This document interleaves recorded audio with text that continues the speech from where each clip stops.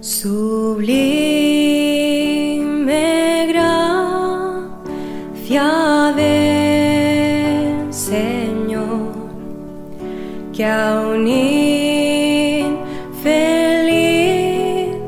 salvó. Sublime gracia, mas el Dios de toda gracia que nos llamó a su gloria eterna en Jesucristo, después que hayáis padecido un poco de tiempo, Él mismo os perfeccione, afirme, fortalezca y establezca. A Él sea la gloria y el imperio por los siglos de los siglos. Amén. Gracia me enseñó a temer. Sublime Gracia es un programa que presenta breves reflexiones fundamentadas en la palabra de Dios. Es un deseo y necesidad de mi propio corazón de conocer más profundamente a este nuestro Dios de toda gracia que nos llamó a su gloria eterna en Jesucristo. Todas las semanas, en Luz a las Naciones, canal cristiano de comunicación, puedes seguir este programa y recorrer juntos el largo pero certero sendero de la palabra de Dios. Dios me salvó y mis cadenas ya Él rompió.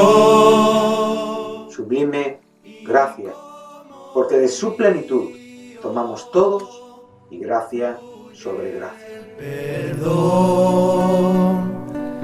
sublime gracia, inmenso amor.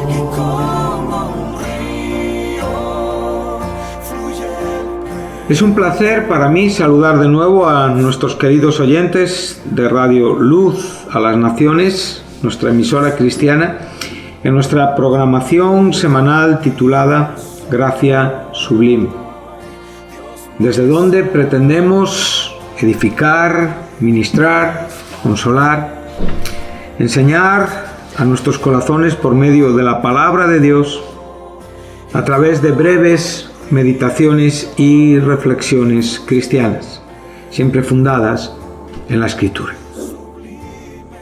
A la vez, siempre recordamos las palabras que el apóstol Pablo nos enseña en su epístola a los Efesios, capítulo 2, versículo 8 y 9, donde dice que hemos sido salvos por gracia mediante fe, no por obras, para que nadie se gloríe, porque somos hechura suya, creados en Cristo Jesús, para buenas obras, las cuales Dios preparó de antemano para que anduviésemos en ellas. Por lo tanto, nuestro punto de partida es la gracia de Dios. La salvación proviene de esta gracia, es una respuesta de fe a esta gracia inmerecida que recibimos. Y como consecuencia de esta gracia salvífica y de nuestra respuesta de fe, entonces somos hechos nuevos en Cristo Jesús. Sí, somos recreados en Cristo Jesús para andar en una nueva existencia, para andar en un nuevo tipo de acciones, para andar en esa nueva vida dispuesta de antemano para que andemos en ellas.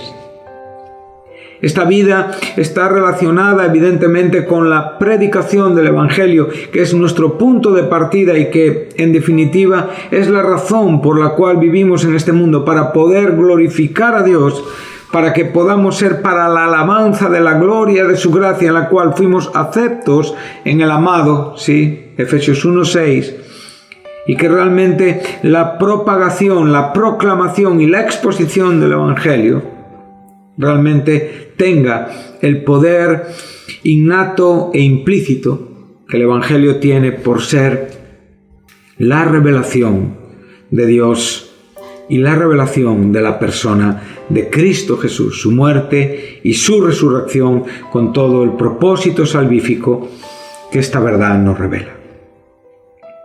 Debemos de estar atentos, debemos de ser responsables y como advirtió el escritor de los Hebreos en el capítulo 2, en los versos 1 y 4, dice, debemos de dar una solícita atención a las cosas que fueron oídas.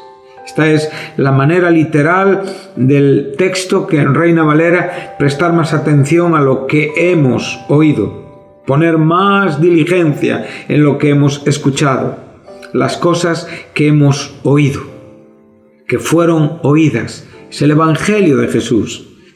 Pero la Biblia textual dice, no sea que las dejemos escurrir. Y aquí la idea es un recipiente rajado, quebrado, agujereado, que es incapaz de retener el agua que es derramada en él.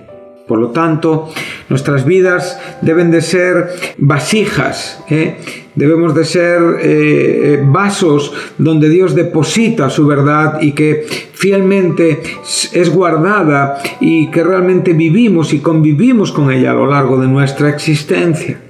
Que constantemente estamos enfocados en esa fuente, sí, original, en esa fuente verdadera que es Dios, y que no hacemos para nosotros cisternas que procuran vivir una vida que no está en ninguna manera relacionada con la gracia que nos salvó. Esto también nos enseña Jeremías 2:13, 2 males hizo mi pueblo, me dejaron a mí fuente de agua viva y cavaron para sí cisternas rotas que no retienen el agua. Estamos estudiando juntos aquí en el capítulo 16 del Evangelio de Mateo entre los versos 13 y 20. Y estamos disfrutando con todo lo que aquí el Señor tiene a bien mostrarnos y revelarnos.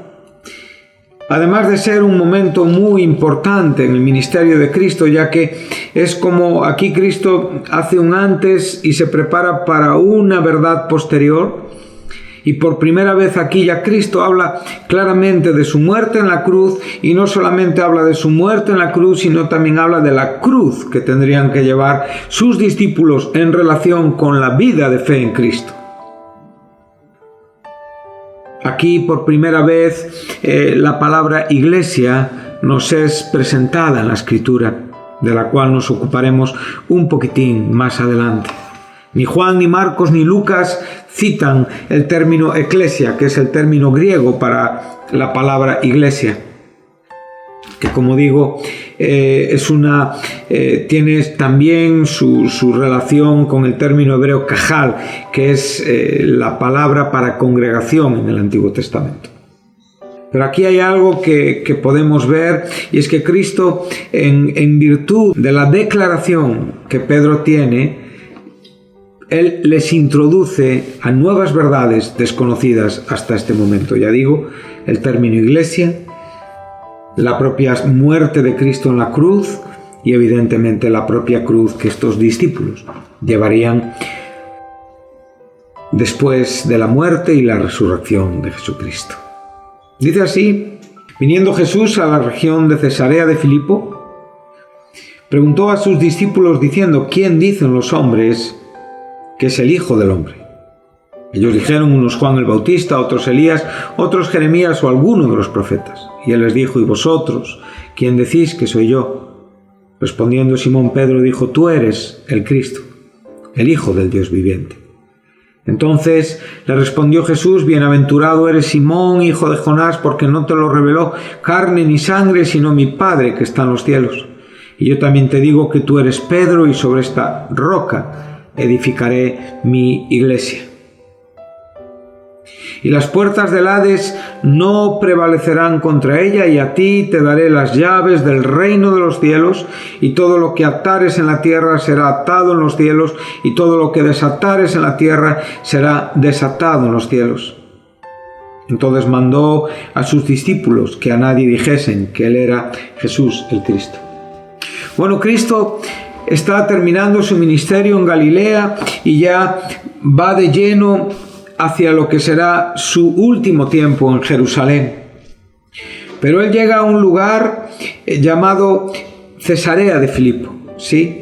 Y ahí es donde él hace esta pregunta. Es muy bonito y es muy curioso, y aquí creo que vamos a hacer uso de una explicación usando un contexto geográfico, un contexto histórico importante para poder comprender la teología que leemos y para poder extraer, por supuesto, mucho más significado de lo que aquí encontramos, únicamente leyendo superficialmente.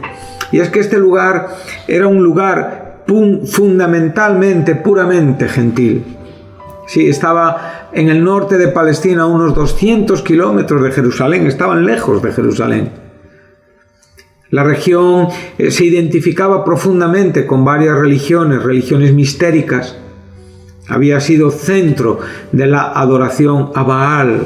Recordamos que ahí ese norte de lo que era el Israel de aquel tiempo fue absolutamente arrasado por los asirios y llegó a ser un lugar tremendamente pagano, del cual el propio Jesucristo en el comienzo de este mismo evangelio nos cita esa profecía tan maravillosa que viene en el capítulo 4, en el versículo, a partir del versículo 15, donde dice: tierra de Zabulón y tierra de Neftalí, camino del mar, al otro lado del Jordán, Galilea de los gentiles. Bueno, ¿qué nos está diciendo? Que este lugar realmente era puramente pagano, puramente gentil. Había sido conquistado y desde aquel tiempo era un lugar que habitaba en la más absoluta oscuridad. Estamos hablando del punto más septentrional, del punto más al norte de Jerusalén, al otro lado del Jordán, Galilea de los gentiles. El pueblo, dice, asentado en tinieblas, vio gran luz. Y a los asentados en región de sombra de muerte, luz les resplandeció. Sabemos que esto fue dicho 700 años antes de Cristo por el profeta Isaías en el capítulo 9, versículos 1 y 2 de su profecía. Y a partir de este momento Jesucristo comenzó a decir: arrepentíos porque el reino de los cielos se ha acercado. O sea, aquí, en este territorio puramente gentil, el evangelio de Jesús brilló con luz propia. La luz de este mundo, la luz que era la vida de los hombres, estuvo allí manifestada en su sentido espiritual y en una forma gloriosa en su propia persona física, en su propia naturaleza teantrópica. Es precioso imaginar por un momento a Jesucristo en medio de un lugar tan pagano. Y es ahí donde el propio Cristo, a muy poquita distancia de donde Herodes el Grande había construido un templo para honrar al César Augusto, paganamente este rey idumeo, este rey que no provenía evidentemente de la línea honesta y legal de los reyes de Judá. Él levantó un templo para honrar a un emperador romano. Y ahí cerquita de este lugar fue donde Cristo nos reveló una gran sorpresa. No les habló de establecer un reino a sus discípulos, sino que les habló de edificar su iglesia. Bueno, es maravilloso tratar de reflexionar sobre este asunto y gozarnos, ¿no?, en el propio proceso donde Jesús, a través de sus preguntas, después Él va a introducirlos a una nueva verdad. Él va a poder ver que el corazón de sus discípulos está ya preparado, han tenido ya una comunión en el tiempo y estos hombres van a sorprender a Jesucristo ya con comprensiones importantes. Sabemos que todavía ellos tendrían que vivir dificultades, problemas, pero eso no resta ni un ápice de gloria a las palabras que ellos contestaron y principalmente a la respuesta que Pedro dio. Estamos viendo cómo es el propio Jesucristo quien realmente les pregunta a ellos les hablan de Juan el Bautista. Sabemos que Herodes Antipas pensó que Jesús era Juan que había resucitado. Elías, sabemos de esa profecía, Malaquías 3.1, Malaquías 4.5, pero también sabemos que esa profecía está relacionada con Juan Bautista. De Jeremías había una tradición rabínica de que él escondió el arca en el monte Nebo y que realmente él aparecería en el establecimiento, en la inauguración de una nueva era, de la nueva era. Dice, también algunos de los profetas. Pero ahora es la respuesta en la que Pedro lleva la voz cantante y entonces le está diciendo, tú eres el Cristo. Le está diciendo, tú eres el Mesías. Y ahora le dice, el Hijo del Dios viviente. Bueno, esto que está sucediendo aquí, unos capítulos antes, el propio Jesucristo dijo algo que podría referirse a esta experiencia que Pedro tuvo y que estos discípulos tuvieron. Jesús dijo en el verso 25 del capítulo 11 del mismo Evangelio de Mateo, en aquel tiempo tomando Jesús la palabra, dijo, te alabo, Padre, Señor del cielo y de la tierra, porque escondiste estas cosas de sabios y entendidos y las revelaste a los niños. Sí, Padre, porque así fue de tu agrado. Y ahora dice verso 27, todas las cosas me fueron entregadas por mi Padre. Nadie conoce plenamente al Hijo sino al Padre, y nadie conoce plenamente al Padre sino el Hijo, y aquel a quien el Hijo lo quiere revelar. Por lo tanto, podemos ver cómo aquí se nos está enseñando que no solamente Pedro está teniendo una revelación de la persona mesiánica de Cristo Jesús, él le dice, tú eres el Mesías, sino realmente está teniendo una revelación de Cristo como deidad. Está teniendo una revelación de Cristo como Dios. Es el propio Jesús quien nos acaba de decir con absoluta claridad que los mecanismos de la deidad funcionan en esta manera. Todo lo puso el Padre en manos del Hijo. Y nadie puede conocer plenamente al Hijo si no es a través del Padre, y nadie puede conocer plenamente al Padre si no es a través del Hijo. Por lo tanto, Cristo está diciendo exactamente lo mismo. Esto que tú acabas de comprender en cuanto a mi deidad, porque el término Hijo del Dios viviente está hablándonos de un hebraísmo que nos enseña que Cristo, en virtud de ser Hijo de Dios, es igual a Dios. Este es el significado que hay detrás de estas palabras. Entonces, Cristo está diciendo, es mi Padre quien te ha mostrado esta verdad, quien te ha dado esta revelación, y ha sido un acto de la pura gracia de Dios. Ni los fariseos, ni los saduceos habían podido ver en Cristo esta grandeza, esta gloria revelada, pero los niños y estos discípulos humildes sí lo habían podido ver. No es la primera confesión de fe en cuanto al Hijo de Dios. Sabemos que Natanael lo había hecho, capítulo 1 de Juan, versículo 49. Los propios discípulos, después de Cristo haber calmado la tormenta en Mateo 14, 33, también hicieron esta confesión. También el propio Evangelio de Juan, capítulo 6, 68 y 69, también es el propio Pedro quien realmente le dice, nosotros hemos creído y conocido que tú eres el Santo de Dios. El propio Andrés, cuando le llevó a su hermano Simón a Jesús, también le habló acerca del Mesías. Entonces, ¿en qué se diferencia esta confesión de las que le precedieron? Bueno, primeramente, Cristo la pidió, y segundo, no era el resultado de haber visto ningún milagro, sino era el resultado de una revelación clara y directa al corazón de Pedro. Realmente Pedro había y estaba comprendiendo lo que aquí Dios le estaba enseñando en cuanto a quién era Jesús. Esto hace razonablemente una diferencia importante. Una diferencia que en este contexto nos introduce a una nueva relación con Dios a través del Hijo Jesucristo.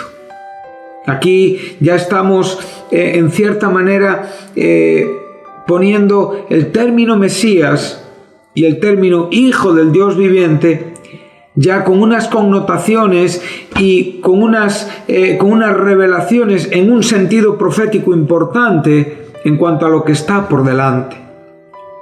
Todos los términos que aquí Jesucristo va a tratar de compartir con Pedro, como el de roca, son términos que son comprensibles para los judíos de aquel entonces.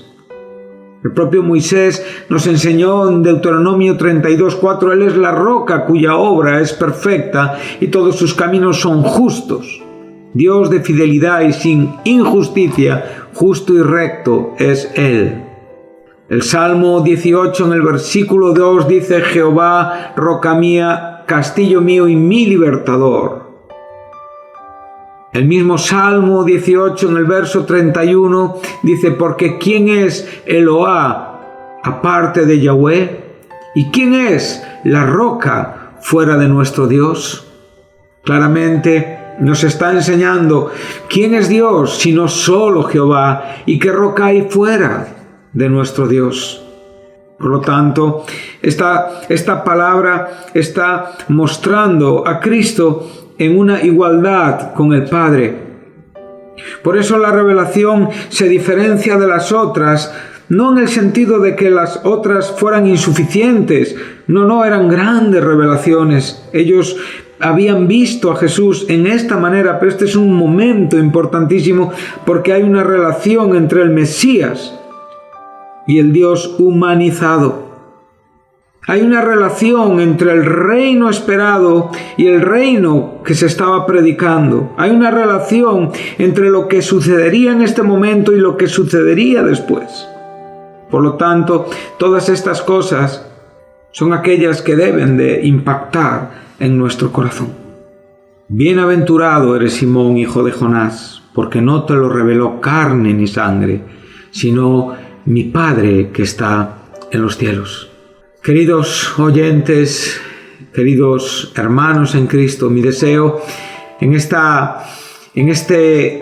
tiempo es que cada uno de nosotros podamos tomar y podamos experimentar y podamos vivir la grandeza y la gloria de esta revelación. Realmente la frase Hijo del Dios viviente es aquello que realmente es añadido a lo que ya se conocía, el Mesías, el Cristo, pero es el Hijo del Dios viviente, es Dios mismo, es una paráfrasis de Yahweh. Es equivalente a las palabras que el propio Jesús dijo y que podemos ver en el Antiguo Testamento, donde Dios dice, yo soy. Por lo tanto, cuando nosotros podemos contemplar esta grandeza, queridos oyentes, entonces podremos comprender lo que viene después. Sobre esta base, nosotros podemos comprender de qué trata esta roca y de qué trata la edificación de su iglesia. Y de qué trata que esas puertas, esa autoridad del Hades, no prevalecerá contra ella. Y de qué trata la autoridad de las llaves del reino de los cielos. Y de qué trata el atar en la tierra, siendo atado en los cielos, o desatar en la tierra, siendo desatado en los cielos. Estamos ante un momento muy glorioso, muy importante, muy profundo, queridos oyentes. Un momento donde proféticamente aquí coinciden, aquí desembocan todos los ríos proféticos del Antiguo Testamento. Muchos capítulos de Isaías, de Jeremías, de Ezequiel, de Daniel, de los profetas menores, aún de aquellos siervos de Dios también llamados profetas por los propios hebreos. En la traducción hebrea tenemos a Abraham, tenemos a Moisés, tenemos a David como profetas. Y aquí podemos ver cómo desembocan todos estos asuntos y se encuentran en la persona del Dios humanizado, Cristo Jesús. Y entonces podemos comprender qué es ese reino esperado, cuándo se va a establecer ese reino esperado, ¿De qué tratan esos dos tiempos que los propios rabinos entendían? En la mente judía había un siglo presente y un siglo venidero. Y nosotros sabemos perfectamente que en cierta manera estamos en el siglo presente donde Cristo nos libró de esta maldad, Gálatas 1:4, pero a la vez también sabemos que estamos en este siglo venidero porque ya Jesucristo ha estado en este mundo y ha introducido y ha establecido el reino de Dios, aun cuando sabemos que estamos esperando acontecimientos futuros que tienen que cumplirse tocantes a esta iglesia. Por lo tanto, queridos oyentes, que Dios les bendiga. Y deseo que la palabra de Dios arda en sus corazones, llene sus corazones, y que seamos muy bendecidos, llenos de expectativa santa, de esperanza santa, y que podamos tener absoluta confianza y fe en lo que nuestro gran Dios y Salvador Jesucristo nos ha prometido. El Padre ha tenido a bien revelárnoslo y Él ha tenido a bien revelarnos al Padre. Que Dios les bendiga y hasta el programa que viene. Dame gracia del Señor, que un infeliz salvó. Fui ciego, mas hoy veo yo. Perdido y Él me halló. Su gracia me enseñó a Sublime gracia. mis dudas ahuyentó. Porque de su plenitud tomamos todos, y gracia sobre gracia, pues la ley por medio de Moisés fue dada, pero la gracia y la verdad vinieron por medio de Jesucristo. Él me transformó de mi maldad.